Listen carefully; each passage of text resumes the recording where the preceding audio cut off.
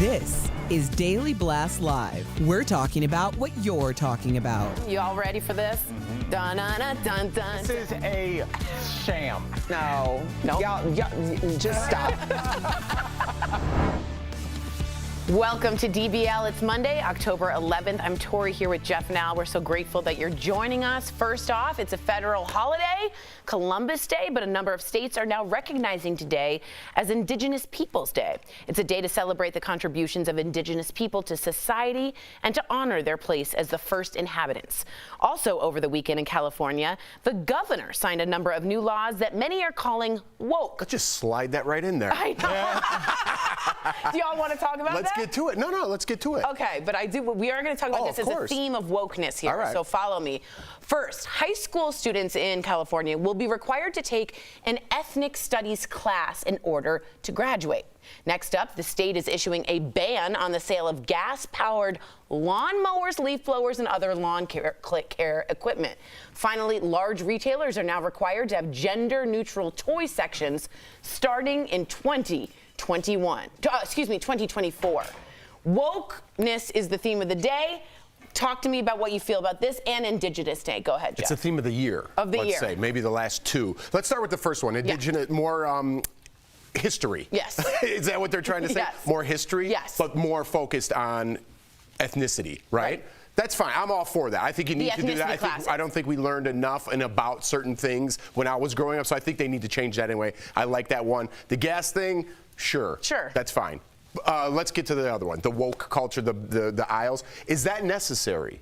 My thing is it necessary to have a girls section, a boys section, and a gender neutral section? Could you not differentiate what the difference are? Like if I'm getting a ball, it's for everybody. Do you know what I'm saying? Yeah. So why does it need to be in this section? And again, Tori, I always feel like we start getting emotional when we are capitalists. I think that the gender neutral section will develop itself because if this is a popular idea amongst the people, there will be stores that start to specialize in this. So almost like Victoria's Secret refused to make bras that fit everyday women, they filed for bankruptcy. And bras like the company that you like, Third Love, this bra company that was considered so small, this idea of making bras for every woman, have they filed for bankruptcy? No. This all sorts itself out in the wash, Jeff. So we can have this conversation about wokeness or not wokeness, but balls will be popular with the kids that want to play with them. What's in the gender neutral section? A black shirt? You can't get a black shirt in the boys section? Now that I was confused about in terms, is it like superheroes? Because Sam's daughter, our co-host, plays with Marvel. Right, she likes to be So would that be in the gender neutral? It's a female superhero. Basically, it's not going to be just considered boys and girls. And for instance, like Lego has come out and said they're no longer going to call them the boys' Legos and the girls' Legos. They'll just have Legos, which they've been good about. But they found in extensive research that girls are often trying to play as engineers and construction workers, but it's boys that are having a harder time picking out girls' items that they want to play with. There's more of a pressure there. So that's why this has been such a big push. Do you feel anything by having boys? Extensive research, oddly enough, California is the only one who adopted it in this extensive research. Sure. Listen, I just don't get it. I don't understand. My son plays with mermaids. He loves it because they go underwater. He doesn't know what that means. He doesn't know if it even means anything. But I like to know if I need a mermaid, I'm probably going to go in the girls section and look for a mermaid. Now I need another section? I don't need another section. There's too many sections. It feels a little too much. Also, it's less what you tell your kids and what you show your kids. Like this whole idea of like women should do the cooking. Your two sons will grow up having seen you doing the lion's share of the cooking, so much so you are packaging your own jardiniere sauce. So like these kind of old school tropes will be broken down naturally, and I don't know if we need written law for it to happen. It'll just happen because they'll see it. Let me just ask you guys a question, throw this out there. Yeah. I'm a gay boy in the South. And I really want to play with dolls. And I have a hard time expressing that because the society and climate around me doesn't really allow me to go into that section. Would that make it easier for that boy to grow up and feel more comfortable? Does that make sense? Doesn't that fall on the parents?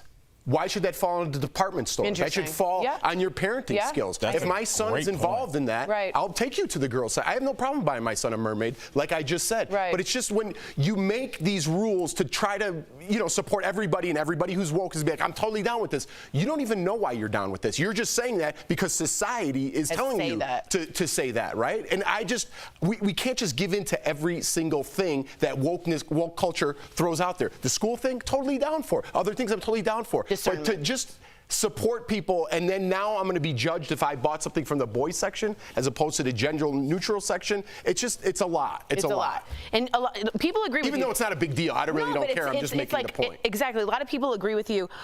This doesn't need to be a mandate, says Manny, not Candy. Just encourage kids to pick what they want at stores, and boom, you win. Why are we making this a law? Metal Militia says there's nothing wrong with the way the law is now. Leave it alone. And then some gender neutral toy mandates and eliminating leaf blowers. You got to be kidding me. Try and do something that will make a real impact, says Alex Minix on Twitter. And let me just throw in this last thing. I saw this meme. I thought it was hilarious. And they're like, good thing California banned plastic straws. And it showed the homeless down there and just what a mess and the debacle that is. Maybe they focus on that a little more and not so much these other things, because there's a huge problem down there. But there's a huge problem everywhere. I was in Iowa last week, and there's homelessness there, and it's because we decided as a country to do nothing about drugs. Right. And because of that, no one wants to take a stand, because as soon as you say, well, let's do this about homeless, people go, well, that won't fix it. People say, well, let's try this. We don't have the money for that. So are you going to be the candidate that, because as soon as you try and do something for the homeless and it costs money, the person who runs against you, Jeff, is going to be like, he blew the budget.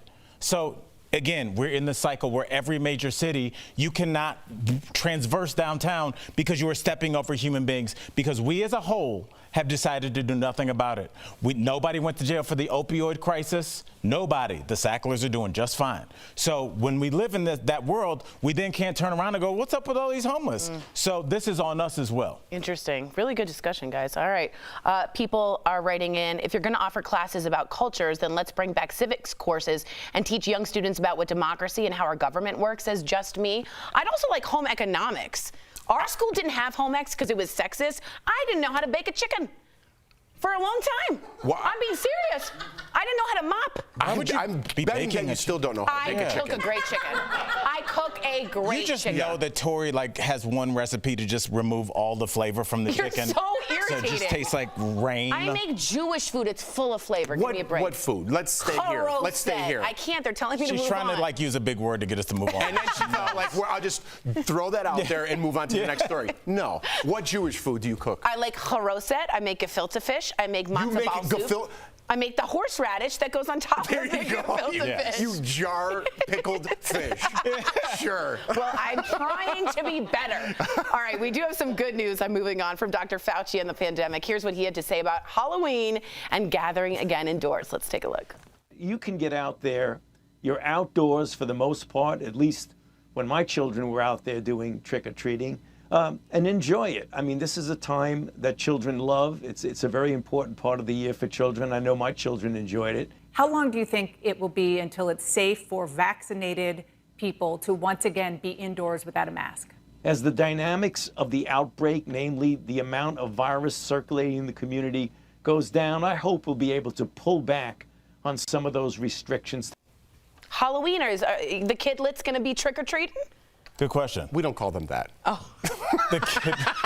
Are you guys going out? Yeah, of course. We have like a great little neighborhood we live in, and we're just going to go outdoor trick-or-treating. They already have their costumes and stuff. But when I was watching that, I didn't really listen to Fauci. I was more like, he'd be an interesting costume for Halloween. I think a lot of people are going to be Fauci. Yeah, a lot. Yeah, and I'm just happy, Jeff, that because last year it seems like just a blink of an eye, but like we had a ton of candy, no trick-or-treaters at all. And I just really worry about these kids missing these milestones, prom, Halloween, all these things that we kind of take for granted. They're not going to have those memories for the rest of their life. Homecoming. Like, I don't want to have 3 generations of kids that did homecoming on Zoom. I don't want that. So let's fix it. Can we get your gefilte fish recipe? Gefilte fish? Yes, open the jar, walk away, open the window. That smells really bad. You know what that is? It's rude. It's delicious, and it's gelled fish. Coming up on DBL, we could all use a little time, tequila, and therapy. I know I can from being on this panel. And Old Dominion is here to give it to us, so you don't want to miss our interview with the country group. But first, a sandwich comment is sparking debate online. What is the proper peanut butter to jelly ratio? It's deep news, guys. We're getting to the bottom of it coming up next. Closed captioning provided by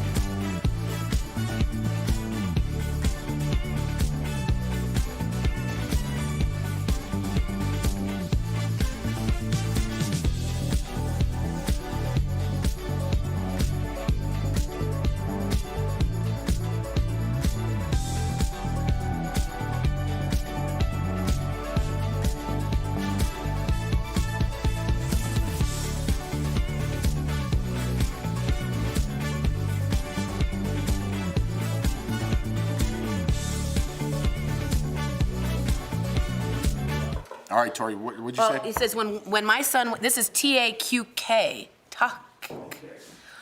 when my son was about 12, he really wanted an easy bake oven for Christmas. He got one, but was disappointed the mixes were all girl-oriented, like sparkles and flowers. Even the oven was pink. But yeah, I think that we see a lot of male chefs on television. I don't think So much. I bought my kids a kitchen set. I thought so, right? You know, so it's like, I think it falls on the parents. You could blame society for whatever you want, and I think we have a lot of that going on, and I don't think, do people need to be represented from different communities? Absolutely, I'm not saying that. I'm just saying we're getting way ahead of ourselves here instead of fixing the problem at home. We need to look in the mirror and say, hey, listen, how am I as a parent? Why can't I buy this easy bake oven? Why can't I buy that? Right. Right, interesting. And if you don't like the pink, develop your own product. There you go. You know what I mean? There you go.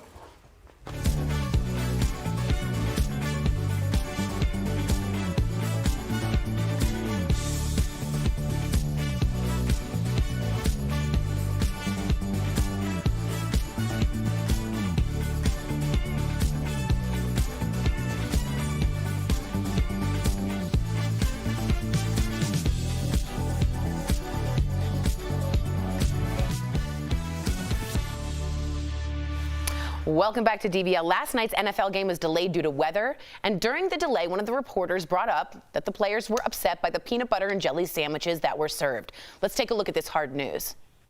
They are eating sandwiches, although a couple have complained to me that there's too much peanut butter on the sandwiches. It's like 70-30 with the jelly, so they're not enjoying those as much. Mike Tirico, I want to know what the proper ratio is on a peanut butter and jelly sandwich. Back to you. To me, the real question is it grape jelly or strawberry jelly? Does that matter? Yeah. And then how are we cutting it? Are we cutting it, square or rectangular? And white bread or whole wheat? Triangle, yes. right.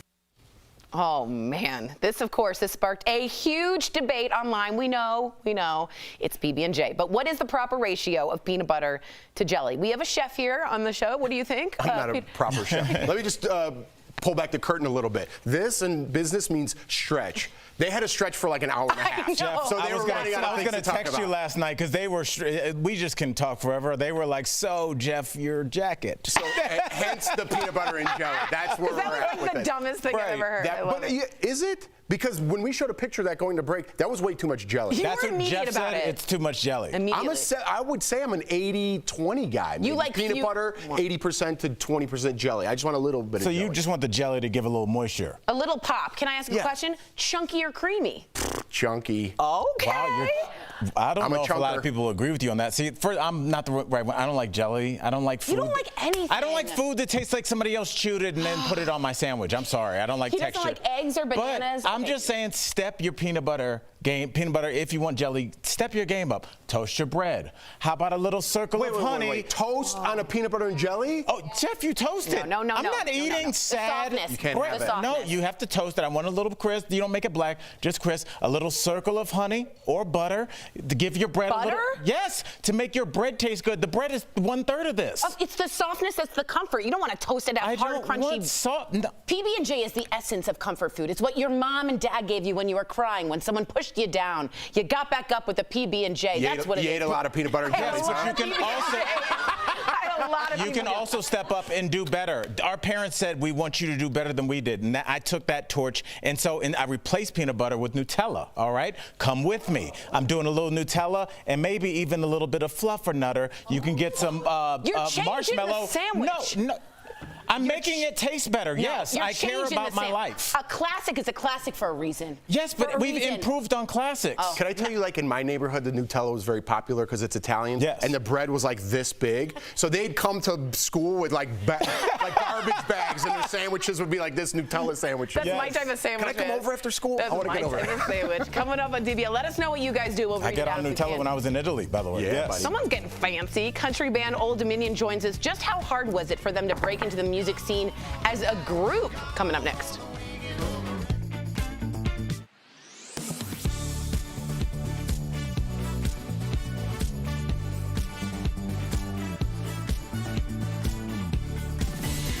The push to honor Native Americans instead of Christopher Columbus is gaining momentum. Let's connect the dots. President Biden just became the first president to recognize Indigenous Peoples Day. He signed a proclamation saying it will not replace Columbus Day, but will be celebrated on the same date. Meanwhile, many places have stopped celebrating Columbus Day altogether, including North Carolina. Governor Cooper recognized Indigenous Peoples Day back in 2018, signing the proclamation in honor of the 8 historic tribes that call our state home. It's part of a nationwide push to refocus the holiday. Instead of celebrating Christopher Columbus, advocates argue we should instead honor the Native communities devastated by colonialism. After the explorers' arrival, millions of people were killed and forced to leave their land. The violence led to widespread economic and cultural losses that Native Americans are still dealing with today. But several states are still holding on to Columbus Day. Some Italian Americans consider the day a nod to their own heritage. For now, both holidays will exist side by side. And that is Connecting the Dots.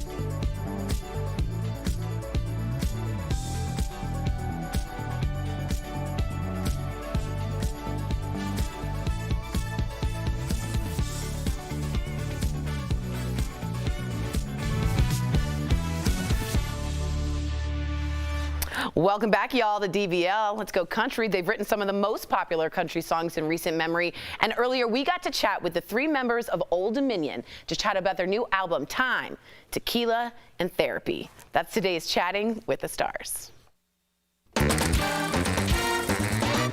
So your name, Old Dominion, comes from Virginia, where most of the band is from, except for you, Trevor. You're from Detroit. From the too. D. Mm-hmm. Okay. True, yeah. From the D. So if you could give the group your own name, Trevor, what would it be? Ooh, I don't know. Old Dominion's pretty good, pretty hard to top, but I like Fried Eagle. We used to go as Fried Eagle for a couple gigs. Now, I love it because like your songs are catchy. Like Break Up With Him is definitely like an earworm. So where does your original sound come from? Because I hear that song being played like when the girl that you like is with the guy you know she doesn't like and they're at the same bar and you just play it passive aggressively on, you know. We've been known as home wreckers because of that song, but also we bring people together. We like to focus on that side of things. But I don't know. Our sound just comes from us, man. We're a true band. There's 5 of us, and we're good friends. And whatever chemistry we have together is what comes out. So that's just what we sound like. Oh, it's working. So the biggest artists today are solo acts or brands built around a single person, especially in country music. Has it been hard finding your space as a group in the genre? No, I think it actually helped us in the beginning because there weren't really any bands doing it. So when we came up, we created a lane for ourselves. You know, there wasn't as much competition with all the solo artists. So it actually kind of worked in our favor. And we also have, you got your boys to like bounce ideas off and make decisions together. It's not as lonely out here when it's tough waters to navigate sometimes. So we have each other, which is helpful.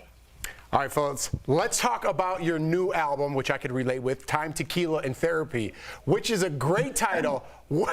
Tell me the story behind that. Where'd that come from? I love that title. Thank you. Yeah, it's actually a lyric from one of the songs on the album called No Hard Feelings. And it just seemed to be like this whole album is sort of a snapshot of where we were as people and as songwriters and as a band when we recorded it. So those 3 things sort of encompass us as a band and our time in Asheville, North Carolina when we were recording it, and really the state of the world, after coming out of the pandemic or being in a pandemic. It just sort of worked, summed up the whole thing. There's a lot of you in the group. What was in second place? What was the runner-up to that? To the album title? Yeah. Man, most of them we can't say. All right. Trying to get it out of you. I like it. Okay, so I love your single from the new album, I Was in a Boat That Day. And we are going to show our viewers a clip from the music video. So let's watch. She gone for the summer, gone for the night, gone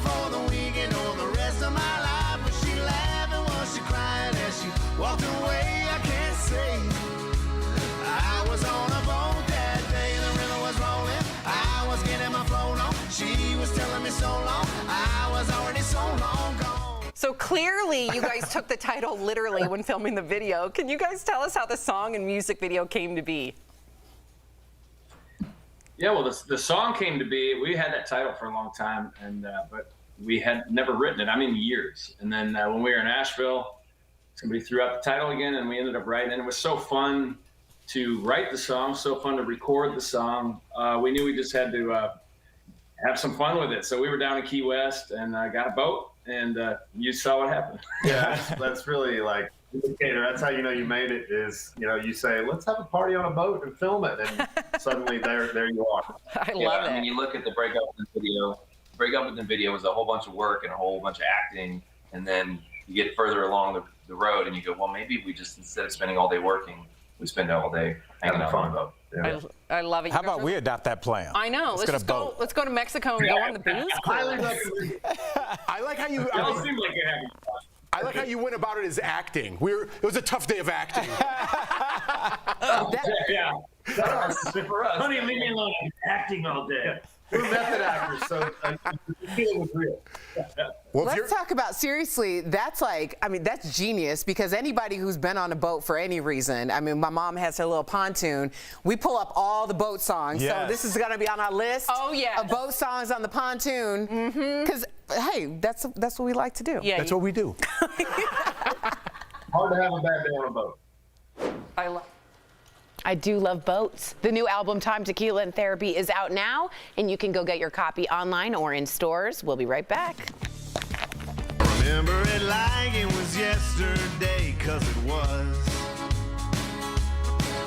And I was letting the sun and the rum just do what it does. Promotional consideration is brought to you by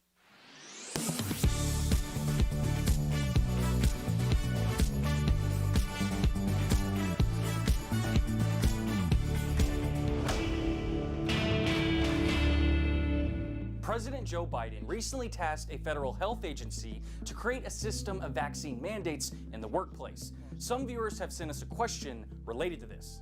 Can the federal government mandate vaccinations for the general public? With Verify, we tell you our sources first. We spoke with 5 professors from health policy and law programs: Christopher Robertson from Boston University, Wendy Parmet from Northeastern University, Dorit Rice from the University of California, Ana Santos Rutschman from St. Louis University, and Stacy Kirshner from Georgia State University. The short answer is no. The government on its own can't mandate vaccines to the general public. The federal government needs an enumerated power to act in this space. And so that's why it can't just require, every citizen to do it on its own. They have to act through an area where they do have power, like regulating worker safety.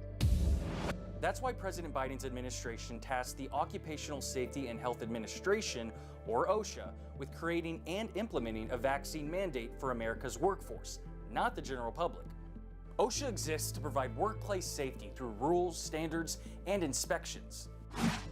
OSHA's upcoming vaccine mandate for workers will be an Emergency Temporary Standard, or ETS, which can only happen if there's the potential for, quote, grave danger in the workplace. Now, because it's an ETS, the mandate can only last up to 6 months before going through the normal review process. It allows them to bypass the normal Administrative Procedure Act. In June, OSHA created an ETS for healthcare workers that, in part, regulated face masks, patient screenings, and the use of aerosol products, but did not include a vaccine mandate. The ETS issued in June in response to COVID-19 was the first ETS since 1983. Legally, there's no precedent for the government mandating vaccines for the general public. The Supreme Court case from 1905, Jacobson versus Massachusetts, dealt with a vaccine mandate for smallpox. But in this case, states enforce the law, not the federal government, because states have a constitutional capacity known as police power, allowing them to do this type of mandate. It does not apply to the federal government. It's not a legal precedent, right? A legal precedent has to be so close to what you're saying that either you're persuaded by it or you're bound to it. We don't have either. It is true that the federal government has required vaccines under outlined circumstances, such as for immigration, traveling, or parts of the military, but it's always been for specific groups. The federal government has not historically mandated vaccines for the general public. So we can verify, no, the federal government can't mandate vaccinations for the general public. However, vaccine mandates may be applied to specific groups under the federal government's jurisdiction, like OSHA enforcing a vaccine mandate for America's workplace. Health law experts say once OSHA provides more details about how this mandate will be enforced, then it will be easier to predict if it will potentially be challenged or held up in court.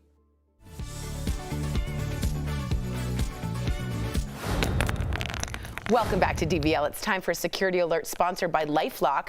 Scammers are everywhere, and it's more important than ever to know their tricks so you can protect yourself and your family. So here are their favorite 3 cons. Number 1, romance scams. Some of the most popular scammers target the divorced or recently widowed. They create fake social media profiles, and once they've gained their victim's trust, will tell a sob story and ask for money. Next up, holiday scams. These cons set up fake websites offering cheap travel deals, often imitating well-known brands. And finally, copycat cons. This happens when a fraudster pretends to represent a trusted organization. The scam is simple: grab the victim's attention, demand money, and lure them into providing personal information. If your information has been breached, LifeLock is here to help. LifeLock keeps you and your digital identity secure from cyber criminals. Call 1-800-261-1089 or visit lifelock.com to learn more. Very helpful. Carrie Hill says to you, Al, you just want sugar on bread. Yeah. Way to get that in before the end of the show. Let's make it taste good. DBL's new every day. Bye, guys.